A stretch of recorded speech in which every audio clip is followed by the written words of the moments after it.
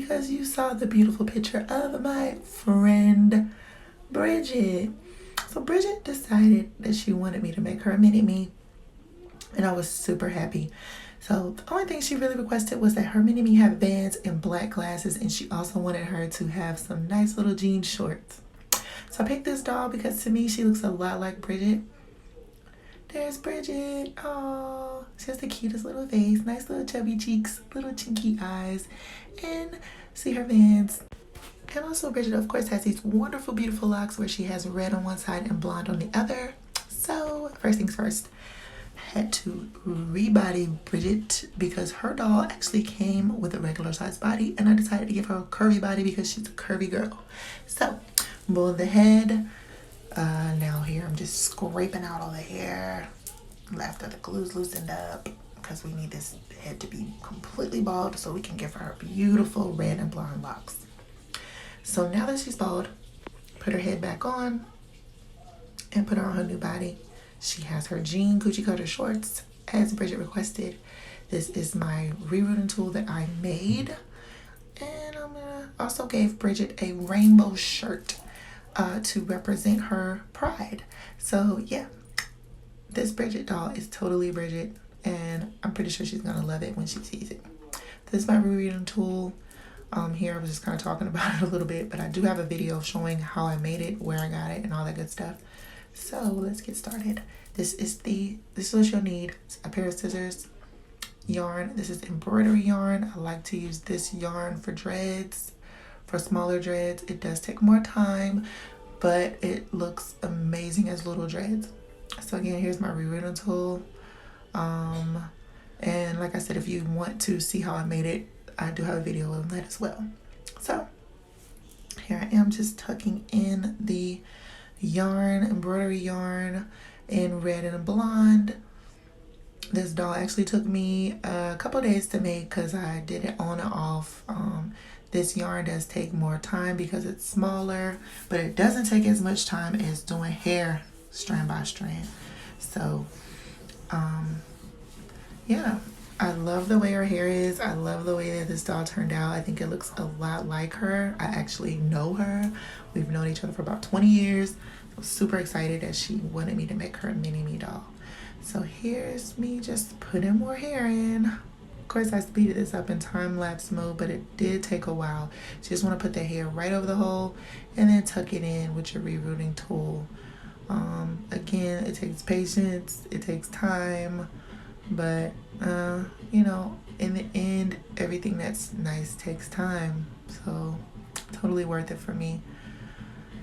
So, yeah, just tucking it in, tucking it in, tucking it in. And this is how it turned out. Also, I went in and flocked back, so we give it a more natural look. I love flocking because it does give the illusion of a shaved back. Hers is, I don't think hers is shaved in the back, but I just wanted it to look more natural instead of just having dreads all over. So what you want to do is put the first things first, sorry. We're gonna put the glue in just to make her dreads stay in and not come out, even though I'm pretty sure she's just gonna leave it in the two ponytail style that I put it in because that's the way that her hair was worn in the picture. So put the glue in. The glue helps seal it, or glue or Mod Podge. I use Mod Podge, which is pretty much the same thing. Excuse me. So now we're gonna go in and add our flocking powder. You want to put the Mod Podge everywhere that you want the flocking powder to stay. And I'm gonna just put it all around in here just to make sure that it looks nice and natural.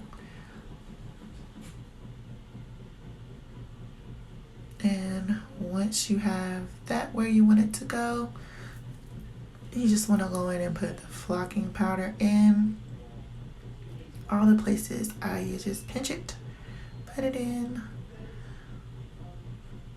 nice and easy. And then I just kind of move the head around to make it hit all the spots that I want it in. And like I always say, I do it over white paper just so you can see where it falls. And you can also just fold the paper and put it back in there and use it on another doll.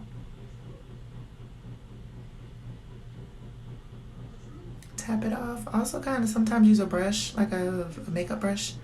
I couldn't find mine at the time, so I didn't use it on this video, but makeup brush works perfectly. Oh, I did have it, my bad. So yeah, you just kind of brush it off, dust it off, and yeah, it's good for dusting the powder off because it's really, really fine. So that's how it turned out. I love it. I can't wait to give this to her. I know she's gonna love it too. I think it looks a lot like her. I mean, of course, unless I was to actually go in and make her face, it's not gonna be perfect, but I love how this turned out. Pretty sure she'll love it too. Also for her glasses, the original glasses that I had are green. So I just went in and I glued her shoes on while I was doing this with some super glue. And just so, you know, so they wouldn't come off. And now, of course, she needed her glasses. So, and her hairstyle, of course.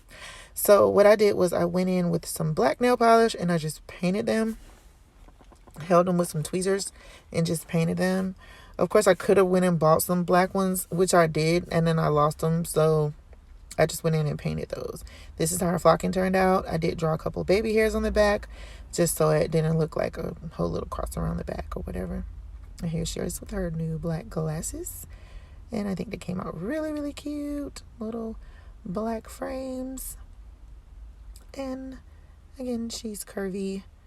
A couple little more baby hairs just along her neck and on her side, just to make it so it's not going straight across.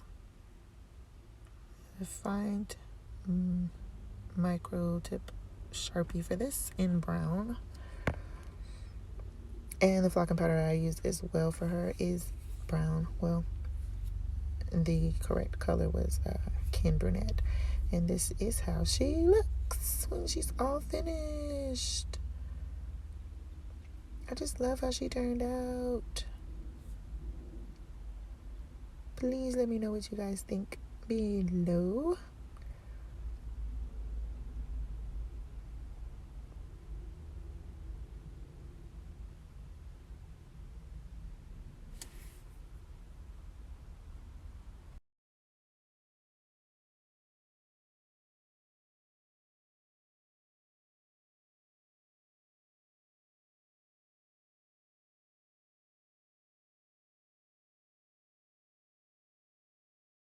And please like, comment, and subscribe. And also follow us on Instagram at iDolled It.